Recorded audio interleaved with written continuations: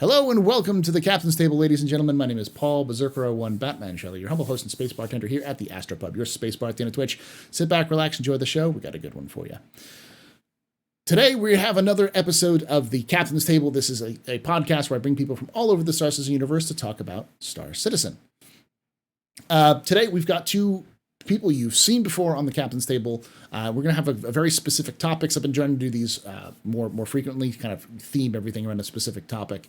And this topic is, does Star Citizen respect your time? It's a question and a discussion I've seen happen more and more frequently, especially since 3.18. But just in general, I've heard that term a while. But before we get into that, let's introduce our guests, starting with you. Atira, who are you? What do you do in Star Citizen, and where can they find you? Hello, everyone. I am Atira Kel. I'm a small YouTuber that does a lot of some increasing now with 3.18 YouTube or Star Citizen videos, gameplay videos, and things like that. And I have also done a series called A Soldier's Opinion, where I deep dive into specific aspects of military life, military professions, and talk about focused the way things are in real life and the way they hopefully can kind of be gamified into Star Citizen so that we have some version of reality. You can find me at youtube.com/AtiraKel, all one word. And I also participate with Tree in our podcast, which is Armchair Admirals and Generals, where we talk about, well, when we're focused, we're very focused on military topics, and we cover a variety of those. And so we're all right. So yeah, that's me. Thank you. That's cool. Awesome. And it's youtube.com/Atira_Kel, right? No, all one word. Atira Kel. All one word. Okay. Well, yeah. Atira Kel, one word. All right. And then Tree, who are you? What do you do in Star Citizen? Where can they find you? Hey everyone, I'm Trio311, Tree0311 for all you non-infantry types. Yeah, I'm a small-time content creator. I do, I stream my two podcasts on Twitch, and then I upload them to my YouTube. The first podcast was the Pathfinders podcast that that Nazarus and I started. It was Nazarus's brainchild, and now I produce it. But we work together to put that one together, and we follow the development of Star Citizen. We read in detail the monthly reports, the roadmap updates, and the shiny tracker reports. So check that out. And we do deep dives into aspects of the game and its development. So what does the whole history of the development of this feature look like in order to put things into context, so that we can. I like to do it just mostly to set expectations appropriately for what this is going to look like when it releases, as far as timelines and how it'll play out. Because there's a lot of things where we like to call them nebulous because things are a little bit murky.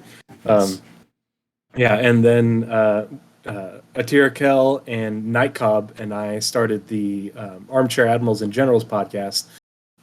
Just because I had been on Captain's Table before with Atira Kel, and then you had Night Cobb on here, and I was like, hey, this guy sounds like a lot of fun. And so we have three very different backgrounds in the military, but we try to combine those and relate that experience to aspects of the Star Citizen universe and the gameplay, and how you might be able to approach those things and how they might relate.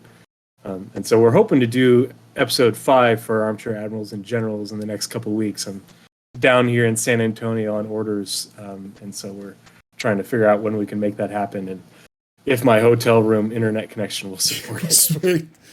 That reminds me as well. I actually have to get you in contact with Yosalis, who's another Star Citizen streamer who I think he was a Marine as well. Oh, cool. So he hasn't. Well, I rated him at one point. I've known him for a bit, and I was like, "Wait, you're a Marine?" He's like, "Yeah." I'm like, "You got to get you into the Armchair Generals and Admirals." It's like, I've never heard that. It's like, that's something that we've been wanting to do is add a guest, someone to round it out and get more perspectives in, add some more variety. Definitely looking for somebody from our corporate Air Force who has some broad experience, because they are different, and how they operate is different, and we really haven't addressed that. Yeah. Yeah. Well, I mean, Yeah, you it's also a have perspective that we don't really have. DJ Knight was in the Air Force. He'd be a good one to talk as well because he's got that. So I know a couple people Yeah, it'd be fun. that could do this. So, but with that being said, let's get into the discussion today. I figured both these two military men could help us with understand a little bit of the concept of hurry up and wait, which is a concept a lot of people don't know about. But you've probably heard it. It's made its way into the civilian world. That's how I heard it, is because a bunch of veterans. I worked with a bunch of veterans, and whenever admin would tell us to do something, they would mention something about like hurry up and wait, and be like, "What the heck are you talking about?" And they explained it to me as effectively you are told to get everything ready, and then you don't do anything for a long time until you're actually told to do something. So everything's got to be ready to go, even though you're doing nothing. So I don't know if that's appropriate with you, if that fits the definition that you all have, but 100%. 100%. okay.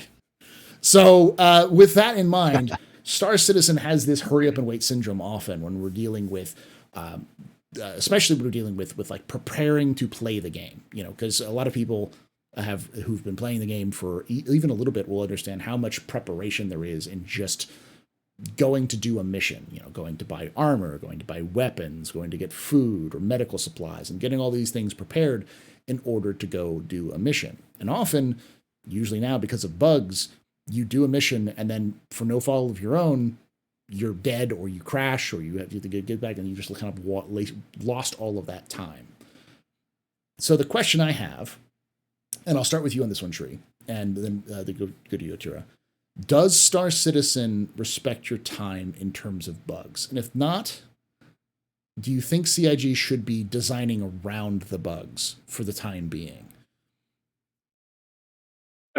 Yeah, the way that Star Citizen plays and has played for a very long time is, and it's really a coin toss, whether you're going to have a smooth play session where things work and you're not going to die to bugs, because sometimes I'll play for hours on end and won't have a single bug or disconnect, and it'll be a great experience. And other times you can't get a thing done, and you'll spend hours, and all of a sudden you're in the hole a couple 100,000 credits because you've lost everything multiple times. And that's the frustration of it is, if you're like me and you've done a lot of the research into the development of all these, features that are at various stages into their development, that their intentions are good as far as being able to respect your time, and being able to, put a little bit of effort into planning and being able to live your life in the verse without having to just constantly restart. But that, we are slowly making our way there, but the pace at which we're covering that ground has been tremendously slow and very frustrating. And that's, I think, one of the major pitfalls of the development is I don't think anyone anticipated the stability aspect for those things that make it so that way you can live your life in the verse. I don't think anyone expected it to take that long, and for things to not, I hate to use the word mesh, but mesh together in a way that accounts for that. But it's, if you look at all the design docs for everything, and you think of it from a holistic point of view, everything is there where they don't want you to have to, constantly be dying and respawning, and claiming ships, and all these things are, the overall design of the game is not to be that way, but it plays that way because the game is so buggy. And that's one of those things where, I don't know if I can say one way or the other, whether they should have, would it have delayed the development of the game overall had they started off with more, I guess you'd say, manageable expectations about what they could simulate in the universe based off of the back end to support that kind of life. I don't know if that's, I'm not overly technical, so I don't know if that's even possible. I appreciate what they're doing, but it is definitely frustrating, and I appreciate that is their intent, but they did not communicate that well. Okay. And I don't think that message has gotten across to the majority of backers. So the question I'll add on to that then is, Do you think CIG in the future should start to account for this, even if it means slower rollouts of new features to prevent something like a 318 launch again, where, people can't even spawn their ships, let alone, people taking their time off from work and to play a game that isn't even functional for them. Do you think CIG should take this as a message to slow down and focus more on making the game playable now rather than new features coming in, which would slow down the development, or should they just keep going at the pace they're going and then worry about that when they get towards a more complete game? That's the issue, is people don't realize that the overwhelming majority of the bugs you experience are due to the back end. And due to the back-end systems and the state that they're in and how far developed they are. And you can't test those things until appropriately, until you test them at scale. And so it's really not it's not possible for them to, do things smaller as far as testing like 318 in the back end and PES and, we're going to, only... they need this to be able to work at scale, because that's the only way they're going to find these issues in order to get it to work where they need it to for the amount of people that they needed to support. Because there is no goal of, we're only expecting to sell a couple 100,000 copies and support for that many people. Kind of like Eve. Max had like 500,000 subscribers. We're already way past that. It's not a thing. I think there's probably ways that they could have gone about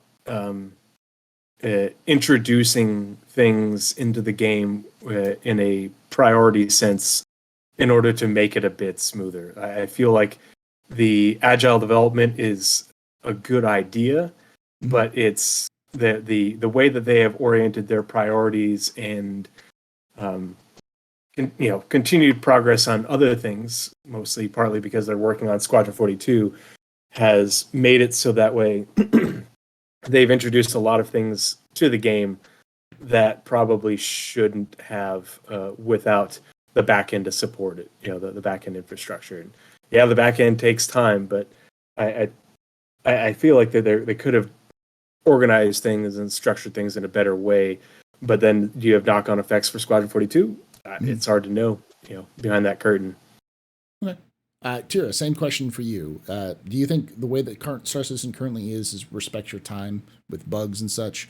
And should CIG be designing around the idea? Should they be taking this into account when releasing future updates? Well, Tree said so much. And I agree. I agree. So I am not the guy who sits and studies design documents. So I was reading some of the comments as we were going through, and there was one guy, and I can't see the stream window now, but he said they had to push 318 in the way it was. So, and that was in respect to Tree's comment that there are some things you just can't test until you go live, right? Mm-hmm. So asking your player base to download another 30 plus gigs of data to get on the PTU. 80 gigs. Was it 80 this time? Okay, so that tells you how long. That tells you how long I've gotten on the PTU. Yeah. Right. It was a long time ago. Because now part of that is because my old computer couldn't take I didn't have enough space. Now I do. Yeah. But okay, 80 gigs to get on the PTU. Holy crap. Yeah. So holy crap. That's a lot of damn. So a lot of people don't get on the PTU to do that stress testing and all that crap because they don't want to be testers. They want to be game players. And so, yeah, I think it was inevitable that when 318 went live with all the amazing changes they're trying to put into it, it was going to have problems from the start. I'll approach this from a different way slightly. Yeah. So do they respect our time? Well, I think they respect their own time a little bit more than they respect our time. And here's what I'll say. Like, okay, you got to launch. You're going to go live 318. Now, I'm not at CIG. I don't know if this was a thing or not, right? But they launched, what was it? It was on for a weekend or a Friday or something, right? It was a Friday, and so there was, So then they went home and the back end crashed. How many people did they have on standby to come in and immediately begin fixing the problem? Because I'll tell you, Monday saw an immediate improvement. Mhm. Tuesday it got better, and it's gotten a little bit better every day. So my question is like, okay, so you got to pay some guys a little bit of overtime to be ready on a Saturday to jump on and work 8 hours, and then work 8 hours on Sunday, and then work until it's stable enough for us to play. And then you give them back their weekend and their time, along with a little bit of overtime pay. I can confirm that they had people working over the weekend, and they Did plan they? to work over the weekend. Yeah. Okay. And part of the Alright. things getting better Monday, Tuesday was concurrency Because going of that. down. All right. Well, then I Yeah. retract. Then it felt like it was just Oh yeah. nothing was happening at all. I think And the interesting thing by so- comparison is at the same time, Diablo 4 went into its closed and then closed beta, and then this weekend open beta. And if you hold one up next to the other, Diablo 4, made by Blizzard Activision, They're the same game. Unending. Yeah. Yeah, In terms I of don't know if that's a interesting. fair comparison. That's true. That's not a fair comparison. I don't think it's a fair No, comparison with Star Citizen, honestly, because Star Citizen has much fewer people and less experience than Blizzard, who has literally wrote the book on how to do It's a online powerhouse. Yeah. Yeah. It's an unending amount of resources in terms of people and Absolutely. funding. And the closed beta for Diablo 4 was an absolute disaster on epic was it? proportions. Oh, Worse okay. than 318s going to live. And it's like, All well, right. that's your beta, and you're planning on launching in June. Yeah. Okay. So And I it's- wasn't tracking it's that at no all because better- I just have and no interest in it's been a Diablo. week. Yeah, same. And it's, yeah, I let my nostalgia get the better of me because I hate Blizzard for obvious reasons. Yeah. And I couldn't help myself because I wanted to try it out, and I'm wanting to press the refund button because I'm like, this is a disaster of epic proportions that they couldn't in a week make the kind of improvements that CIG has made, for a lot of people. Like, Yeah. just I've noticed, I got in to 318 the Monday after the first weekend, first try, no problems whatsoever. Very lucky. And Well, I'll both tell times you, I've tried I to play Diablo 4, I've been in a queue that lasted over 2 hours. when And I then got disconnected. when I got onto Star Citizen the day it launched, that Friday, I was with Nightcob, and we had a very successful playthrough and were present when the back end crashed because we watched it happen on the servers. And we were just like, wow, nothing's working. Why is this not? Ooh, what's going on here? And it was great until the stress test came. And everybody was piling in, and it just wasn't ready for that level of stress that the live environment put on it. So I can say, I mean, I thought it was really close, right? Because the game itself, when it was working great. Mhm. I'll say, do I think they should design the game around the bugs? This kind of goes back to my desire that they release phase zeros that are actual phase zeros. Right? So you design a ship, you have a function, you have this thing that you want to release. I feel like oftentimes they don't necessarily release it in its most simple form. And so you end up with something very complex and then it doesn't work right, and then whatever. So they say, well, we don't want to release any ships until we've developed the back end or the system for that ship.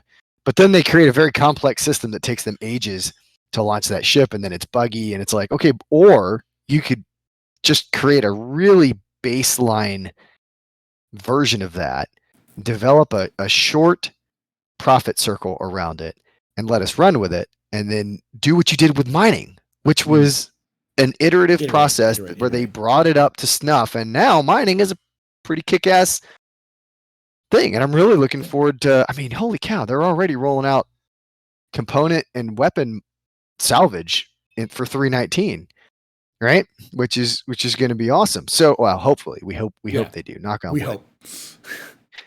So, I mean, I would rather they start it to address them instead, to minimize bugs when you roll something out. Start really, really basic, and then start layering in levels of complexity that doesn't break necessary, or it's easier to test, easier to develop. I don't know how hard that is. I don't know how easy that is, but I feel like sometimes they go too complex. Really, too complex when they launch, and then we end up with crap ton of bugs. And then, but I don't want them to just design around the bugs. I want them to design the game they want to design. Yeah. And so there's a level of tolerance for that for us as players. We got to just kind of accept that we actually have to live with some of this while they get it right, because they're designing the game they want to design. But Yeah. I don't know, The maybe echelon one, that thing up. I feel like the placeholder systems for things for like persistence and PES, whether it's your character, your ship, and this is just a feeling, but like with other games that do, have aspects of persistence in them, that work pretty dang well. I feel like the work in progress version until they got PES built, that they could have made and started, it put in place years ago, could have been simplified and more reliable. But I feel like they used a system that mirrored more of what they were going for, and it was overly complex and not as reliable instead. And I don't know if that would have hindered the development of PES and that technology, but I think it would, you could have had a much better experience along the way if the system was less complex, if it mirrored more of what other games have done in order for your inventory to work. Yeah. and be able to move things around and have your character work just like it does in other MMOs. And I feel like they aimed for the moon far too soon, and when they could have, there's probably other systems that they could have copy pasta to an extent in order to implement and then work on PES, just so you have a better experience in the meantime. But that may have slowed down development, and it's a cost benefit thing. Yeah.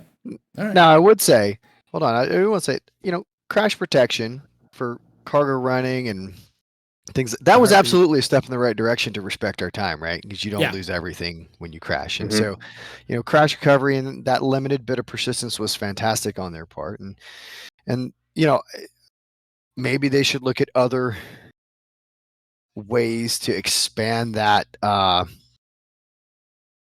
that protection, right? So it's not just the cargo on your ship and that goes to the nearest station or whatever. Because there are certainly other times where you'll experience a crash or experience a some type of bug that basically ends your session, or certainly costs you everything you're doing, even if the session doesn't crash. And there's really no way to get after that and solve that problem. So, but they have made some strides because they understood the stress it was placing on the player base. And so that I will acknowledge that. I would say they really need to make sure they keep that there and keep it functional, and maybe look at how they expand it a bit. Okay. So, all right, let's move on to the next topic, because that's a little harsher one because we're dealing with it right now. But let's think about Star Citizen Complete, finished game. It's done. They're good to go. They have everything they want in there. Do you think that the current plan for Star Citizen in a 1.0 state, which, whether that be in 5 years or the heat death of the universe, whenever it actually happens, when all the features are in, do you think that idea is going to respect players' time? Do you think that idea is going to be fun enough to engage players and not punish players for doing that 3-hour session and then in the last minute of that session just crash and lose everything? Or like a mess up, maybe, not on the game's fault, but on the player's fault. Do you think that is CIG can mitigate that problem, or that is a fair system? What do you think, Tara? I'll start with you on this one. So I want to clarify. You want to say at launch, yes, if the player screws up and it costs them everything they've been building, is that fair? Is that fair? Or is it respecting your time? Because like right now we have a lot of issues with bugs and stuff like that, which often cause you to lose a lot of your stuff. But with the current systems that are set up, do you think that we will have that situation again where someone decides to do a mission and they prepared an hour and a half to go to Pyro because they had to get the right components, they had to fuel up, they had to fly all the way there, the distances are going to be longer in the final game just because you're going to go longer distances, and then they show up and immediately get swatted by like a say an NPC just in the wrong place, wrong time. Do you think that sort of gameplay will still happen? Do you think there'll be? Do you think that CIG will? I absolutely think that gameplay Yeah. will still happen, Okay. and it may not be an NPC. It may be players that have purchased $10,000 worth of ships and have a javelin on standby, sitting at the pyro gate, waiting to torpedo you with a size 10 torpedo. Not to be a jerk, but that's kind of the game we all signed up to play. Okay. It's a little bit rougher than some other games in that the environment is a little lethal. Now, do I think that 1.0 is probably going to be a little bit buggy and we're probably going to have some crashes and some problems? Yeah, probably. And is that going to respect our time? No, not really. Yeah. No, not at all. But not on day one. No, absolutely. I think it'll be like every other launch. It'll have problems. But as far as gameplay goes, I mean, if you the player, I mean, they've always said if you make a decision and that decision turns out to work against you, that's on you, right? Now, I hope that by the time the game launches, they have balanced NPC and reactions, right? So that you don't pop out through a jump point and there's 10,000 NPCs that are, waiting for you and just destroy you in place, right? Because that would be silly and a total waste of your time. So there is some balance there that I hope they get right. And if they don't, then that's a total waste of our time. If, like, for instance, perfect example, right? Right now, if you go to some of these open settlement, what's the right word? The derelict settlements. The ones that are falling apart. Yeah, the derelict. Yeah. And there's guys on the ground there. If you don't kill those dudes from the ground and you approach on foot, they will shoot you in the head. Yeah. The second you come over the rise. They have an unparalleled accuracy and perception. It's nat 20 perception and a hit every single time, right? That's stupid, right? So, they design, and maybe this goes back to the previous thing. They designed those things, right, around the idea of slow server speeds and, janky systems. Now everything's running just a little bit faster, and now these freaking S tier NPCs that are marked as novices are like pistol snipers at 1,000 yards, right? Yeah. The bullet shouldn't even travel that far, but somehow they're headshotting you with it. So that's not a respect of our time. And if they do that at 1.0 when the game launches, that is a waste of our time. So they need to figure out, how you balance your NPCs a little bit more, because they're, because like right now, you're dead, right? Yeah. I mean, it's a tough fight. Hope you brought a Carrack that has a respawn bed in it, right? So that's where I go. If that's what 1.0 is when we launch, is just us getting freaking sniped from orbit by some NPC because he can see us from across the system, now that's a total damn waste of our time. If they can balance that gameplay so that it is effective and it makes sense for us and we have a shot, then I would say they won, right? So Okay. That's where I'll go with that. Yeah, Tree. So it's 1.0. Yeah. Everything's in, and I think 1.0 to me means release, and we're at dynamic server meshing 2. PS has been out for multiple years. We've got a lot of stability. All the systems are in, and so my thoughts on that setting are that you are largely bug free and things are working appropriately. Like a released game is intended to do. Yeah. It should. Barring things that happen regardless of whatever game you play. Now, if that's the setting, and based off the way that they are designing things and the way that their intent is, I think that Star Citizen respects your time, or the design of Star Citizen respects your time as much as you do. And I say that because if you put all this time and effort planning on going into Pyro, but then you make dumb decisions that cut your gameplay short, that's on you. You took a significant risk, and you didn't plan for this. You didn't plan for that. But that's the game we signed up for. Yeah, that's the game you signed up for, and it's just like with survival MMOs, and because there's an aspect of that in Star Citizen. But at the same time, the way Star Citizen is being designed is there's also going to be plenty of areas where the risk is dramatically lower, and you can still get in and have a lot of fun and have a pretty emergent gameplay in a short period of time, across short spaces, where it's not that I put in all this effort to go across the system and deep into Pyro, blah blah blah, only for this to happen. Well, if you're in a much smaller system and you're not going out into the deep black, where there's no help, well then if that's not the case, then you don't have that much consequence. It's not that strong. But the fact that the way that they're designing it, where you can get shot a whole bunch of times and then you're just wounded, and if you have friends with you, they can heal they can heal you and get you back up.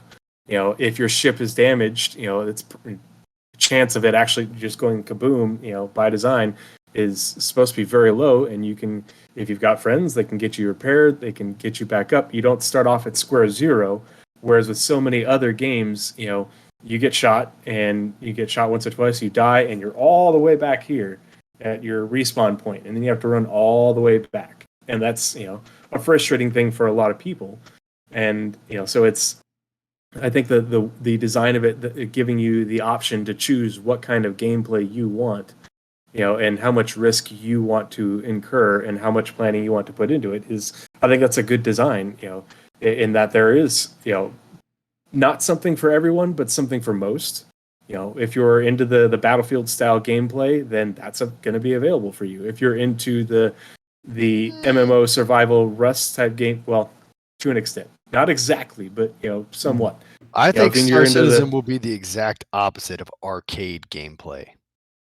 Yeah, well, it was. I don't think it'll be sim though. I don't think it's gonna be a perfect sim. I don't think it'll be sim, but if you go in there hard charging, they have like you would in Battlefield, you're gonna have problems, But the very first design document for medical gameplay, with a whole bunch of things directly from Chris Roberts. I was reading through it yesterday because I've been working on stuff for another video. It talks specifically about how they don't want that. They want you to take a few hits and pull back and get into cover, and get some healing. Or if you are down because a limb takes an injury, they can repair that to an extent. You have a sort of debuff, and that whole thing is extended out into ships, so it's giving you making that sandbox and that much player agency, I think, respects your time as much as you do. The question is how many people actually respect their own time. Their own time, yeah. You have to be an adult about it, and know your own limitations. So I'm not going to go into dogfighting and have expectations of doing well, because that's not my thing. Dogfighter. So what you're saying is skill issue. It sounds like a skill issue. You get good kind of thing. Get good at the game, but also get good at planning and get good at making friends. And if you're not good at those things, don't engage in those things where the consequences outweigh the level of goodness that you are. Well, and we've talked about this a couple times in Armchair Admirals and Generals. Check us out. Check it out. The planning specifically logistics. Very first episode. Yeah. Planning is the primary game loop. Yeah. Whether you like it or not, whether it seems like it makes sense or not, planning is the primary game loop. So when you go in to this game, expect to have to plan. And there is a little bit of know yourself and know your skill, right? Atira Kell knows he is not the best fighter pilot. He's not the best probably anything in the game. He's in there to have fun, make a little scratch, maybe buy a ship, have a good time, right? Mm-hmm. not going against Avenger 1 in dogfighting. It's just not going to be some, I don't aspire to that, right? So if you, right, so it comes back to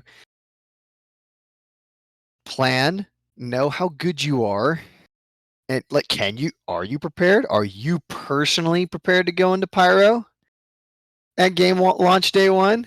Or do you need to maybe stick and stand a little bit longer and train up a bit? Run some missions, maybe buy some freaking kit, and get better, and then go try and do it. Or if you don't care, just go and have a good time, and maybe it'll work out for you, right? But the limiting of one shot for personnel and ship is a huge deal when it comes to respecting your time. The limiting of what? One shot. If your ship doesn't just die, you're supposed to have soft death for your ship, far more technical, but you're also supposed to have soft death for your player, and that's a huge step towards respecting your time. Yeah, you shouldn't be just getting shot in the arm and suddenly you're bleeding out on the ground sort of situation. It needs to have, some. Well, to be fair, that's also a player skill issue, though. I'd say or player planning issue, because if you're getting shot in the arm and bleeding out, it's because you don't have any armor. Or med pen. Armor. Or you didn't bring a med pen. Yeah. But again, right? Like, so right now, I mean, if it's PvP, it could be that, but no player should be, there are probably a few out there that can do it, but no player is like 3-bullet headshotting you with a P4 from a kilometer away, right? Yeah. Whereas the NPCs can do that. So there is a definitive lack of respect for your time with how NPCs are performing right now. Mm-hmm. You try to go do something and they're like, haha, and you're done. So, but I do have to say it's a nice change of pace, because I'm used to walking into a bunker with NPCs butt naked with just my fists and killing all of them within 15 minutes.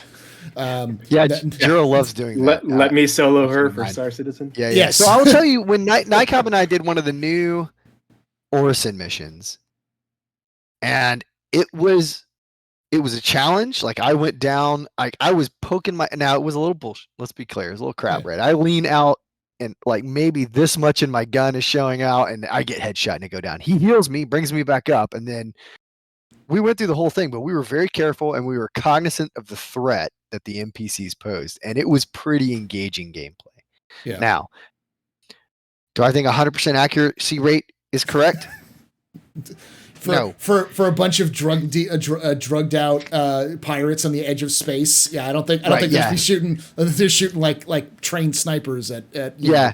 But it's the kill shot, Atira. You didn't respect the kill shot. That's right. They had it up sideways. But I will tell you, it was very engaging gameplay, because we were puckered. Right, because I mean, we were calling out freaking angles and planning as we went. It was very tactical, because we knew if we screwed up once, right, we were done. So, I enjoyed the emergence of Starkov, really. Yeah.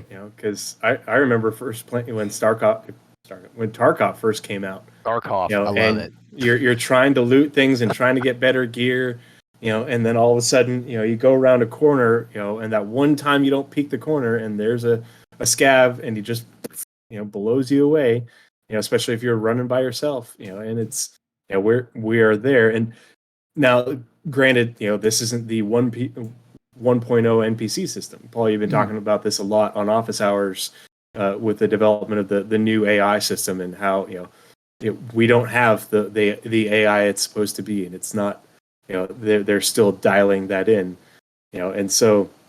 But that's part of that player agency. I'm not gonna, when you go to take a mission and you see the threat of this mission is really high because these NPCs are really good, I'm probably not going to go and take that mission on by myself. And like the pyro dudes who they think are the like the rogue soft guys running around. Yeah, mm-hmm. Yeah. I'm going to either recruit, they're not drug addled at all.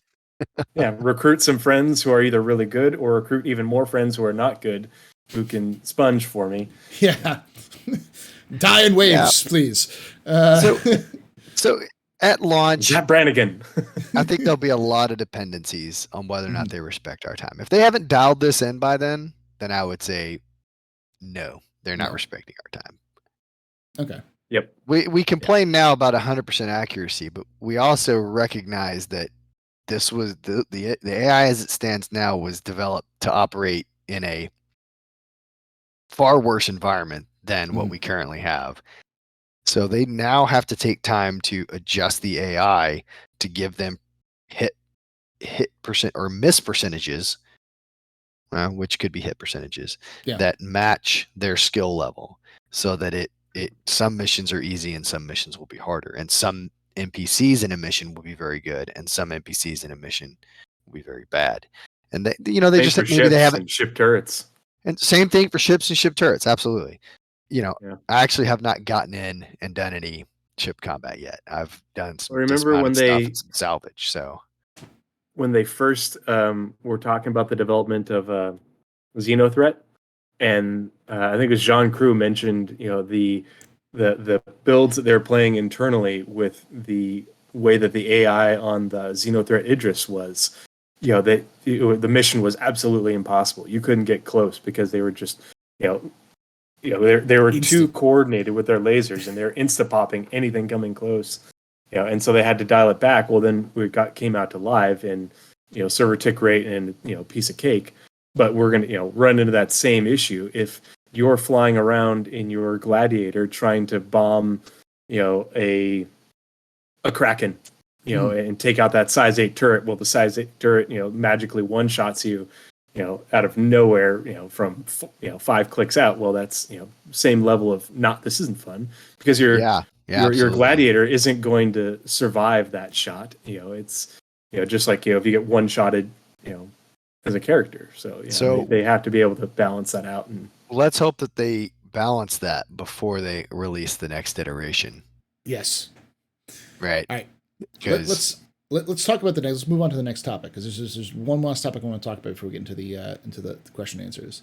I'll start with you on this one, Tree, which is how much of the game, in your opinion, should be planning versus gameplay versus actively doing the game?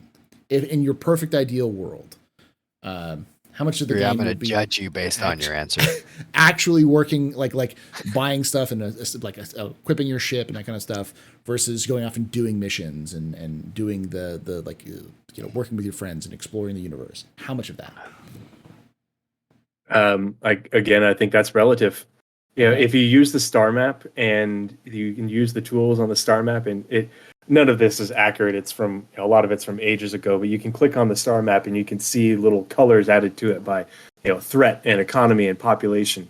You could say the same thing on the star map for if you're going to be operating in this star system, you're going to have to do green level of planning, for your day-to-day play, versus in this star system, it's yellow or orange or red, based off of the infrastructure that's there and the amount of support you can gather.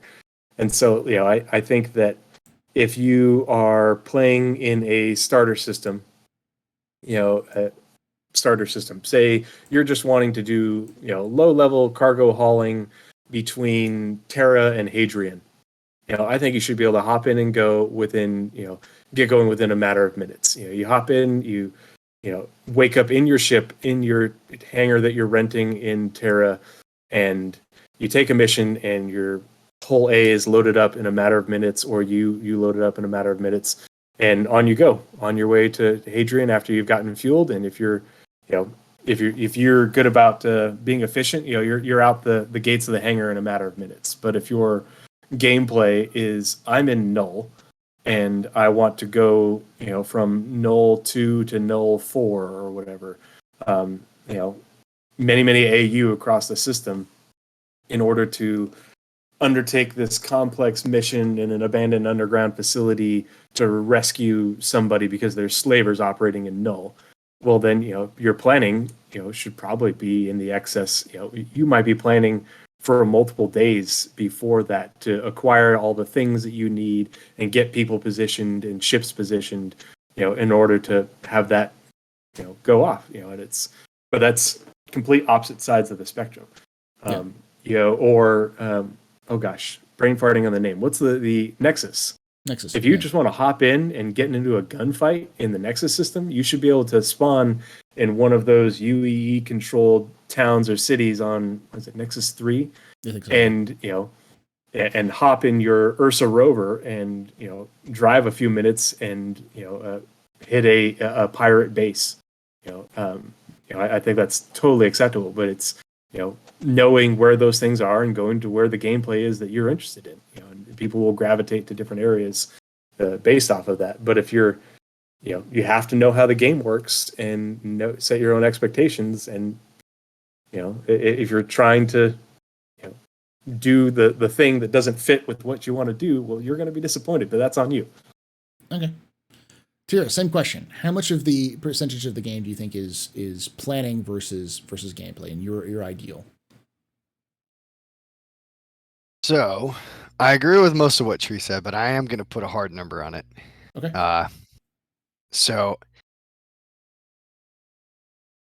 the percentage I'm going to use is mainly for your planning versus the planning time you afford to your subordinate organization. So in the Army, we have a rule, and I think it would apply for this for Star Citizen as well. It's kind of a good idea. So we call it the 1/3, 2/3 rule. So if you have a mission that you're going to go run, now it may take 5 minutes to run the mission, let's be real. But if you have, let's say, 3 days to plan that mission, 1/3 of that time should be your headquarters, and you give 2/3 of that time, 2 days, to your subordinates to plan their mission, right? So that's the 1/3, 2/3 rule. It affords them maximum amount of time to get their plans in order while you still have a little bit of time to get the plan right. Now, for gameplay, I think that's probably okay. You might be able to say 1/4, 3/4, but how long is a bunker mission? About to get a lot longer. Yeah, I mean, you're picking a lot more. Maybe 15 minutes though, right? Yeah. Right now, maybe Yeah. 15, 20 minutes. Yeah. So you're telling me that 5 to 8 minutes is too much planning for a 15 to 20 minute mission where you put a little bit of thought into the armor you're going to take and the ammunition you're going to take and how that's going to work? I think it's fair. Now, if your mission is going to be, well, the good thing is you plan once. If you plan well once, right? In general, you should be able to over and over and over again. Yeah. Yeah. And it may compress some based on your efficiencies and your learning curve. Mm-hmm. But in general, if you're taking on a new thing, right, it might be about 1/3 of the time it takes you to execute it. Take 1/3 of the time it would take to execute it and dedicate that on the front end of planning, right? So that you give it sufficient thought. You can align the equipment you're going to need, the ships you're going to need, maybe ask for some friends in chat, and then you go and you do the thing, and then you have a reasonable chance of success, right? And I think the game designers, CIG, man, they know what they have an idea of how long they think this bunker mission is going to take, right? They're going to give you these cool underground structures. They're going to be X size with X amount of bad guys in them, and their QC guys are going to run those things over and over again. They're going to know how long it takes to run that, more or less. So based on that, I think they could probably figure out about how much time a player needs to prepare, get ready, then execute. And some of that planning can occur while you're en route. That's perfectly fine to cut down on it. But I think between 1/4 and 1/3 of the time it takes to execute a mission is probably what you need to plan for it, right? And then, of course, with PvP, that's going to go up. If you're smart, if it's an option, you'll try to daisy chain them. And I imagine they will create missions that are daisy chained for that purpose. Stacking from front on top of each other. And you go take out this bunker and get the intel, and that leads you to the next mission. Well, you're already armed and got your group together and your ships and the supplies that you need, and everybody's still green on ammo and grenades and stuff. Let's continue on to the next mission. And it's kind of like the daisy chaining box missions, but bigger. Yeah, but now again, So one of the things actually on the tractor beam video that I thought was so cool, this Okay. most recent ISC, was attaching missiles. I'm going to judge hard you points. based off of this. Okay. That was so cool. It was. Right? I thought Like, I thought about you in our first episode of I was Untraveled like, oh, and Generals because you and Night Cobb were so excited about this, and I was like, yeah, I think it's a great idea because we were talking about this back in September. It's amazing. Now, I so will say, yeah, their storage TTPs for missiles in the back of that Cutlass were something to be desired. I mean, they have this stack of ordnance just laying on the thing, and you're like, oh, Jesus. And then my immediate thought was, wait a minute. So if I stack 35 missiles in the back of my Cuddy and ram it into something, does that like blow them add all up? all the explosive potential of those missiles into my ship? Because that would be a new guy. Sit here, hold these. Sit here and drive that way. You got you got regen. You'll be fine. Oh man, Okay. The company's paying for it. It's fine. Yeah, it's fine. You'll be fine. We'll compensate you generously.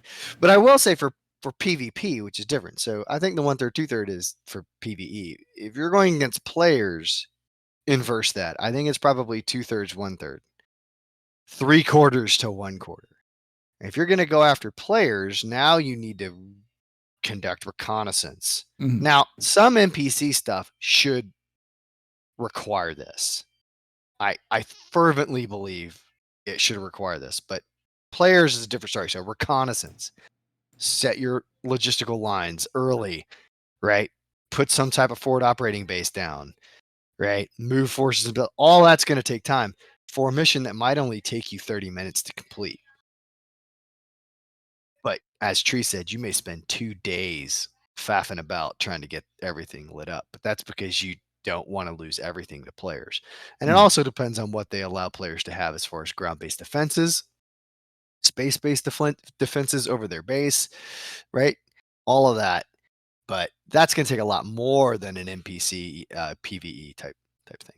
Anyway. Awesome. Are you going to be the guy at the beginning of the Leroy Jenkins video who's talking about the plan and organizing everything and setting up roles, and talking about how it's going to go and who needs to do what, or are you going to be Leroy?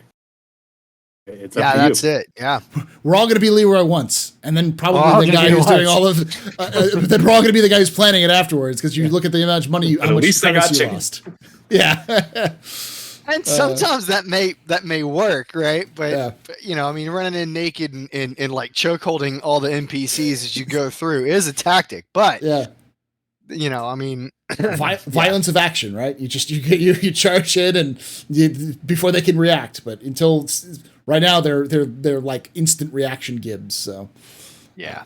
I see Hey It's Nick is in chat, and so I'm sure we're gonna get a Hey It's Nick soundbite. And with him being Leroy, hey, it's Nick. All right. Well, thank you all for joining us. We're going to be moving on to the question and answer session. If you are watching this after the fact, I will have, on the Monday when this is released, right above Atira's head, there will be a link. You can click that link and you can go watch the full. It's never here when I point, though. No, it's never there when you point. No. But we'll be able to watch the full question and answer session. I split them up into, I don't really split them up. I leave up the VOD from the actual live stream so you can watch and interact with that on YouTube. And then, but this section right here, because YouTube doesn't like it when they drop both of them. So you can always check that out if you're interested in going to the question and answer session, or you can join us live at 3 p.m. Pacific, 6 p.m. Eastern at twitch.tv/TheAstroPub or youtube.com/TheAstroPubLive. I'll also leave a link in the description, probably in the top comment, so you can go to that link as well, is to make it a little bit easier for you mobile folks. But before we go, make sure you are checking out Atir Kel on YouTube, and Tree0311 and the Armchairs and Generals podcast, which is infrequent, but it's like once a month usually you try to do. We try to do once a month. We're hopefully going to get another one here in a couple of weeks, but the goal is one a month for Armchair Admirals and Generals, and then 3 episodes of Pathfinders a month. A month, yeah. Tree has to not be on drill. Yes. Then we can do it. that was, as I was going to say, like, if you enjoy my, hour-long condensed sessions, but you've said, you know what, I want to hear this, but I want to hear this in more technical detail and for 4 hours, then you should definitely check those out. But That is us. yeah. So, because I know a lot of take note. This is where you learn how to actually do military stuff. Yeah. And I was going to say or at the very least, for those who are ex-military in CIG, because I know you're there, just point your directors to this podcast. Be like, they understand. Use theirs. But I know a lot of people who do. I would say who like listen to this at work, and they're doing this with other things. They're like, I wish you were longer. I wish I could like listen to you at work. If you want a podcast you could listen to for the entire strength of a work period, it's definitely going to be. We got you covered. Admiral, and if you want to, I'm sure admirals, generals, and pathfinders. Or you could watch them. If you want to read it, Soldier's Opinion. If you want to read it all too, massive the show notes are all there. How long are your episodes for Soldier's Opinion? I've watched a couple of them. I thought they were like 20, 30 minutes. So some of them are short, some of them are long. Like EW, very long. In fact, I've been told many times now that I should have broken that into 3 episodes because it's about an hour and 45 minutes. But that's because EW is complex. Yeah. Right? It's an incredibly complex field. I think Armor was like an hour. Some of my conversations, I think on the Spartan APC was like 20 minutes, right? Because you talk about what it should be or what it should be able to do. So awesome. They're deep dives. And sometimes they get technical. So as well, watch the Soldier's Opinion for Atira Kell for those wonderful long episodes. You got between the two of them, you've got an entire work day set up for you right there. And like I say every time, hope to see you someday in the black.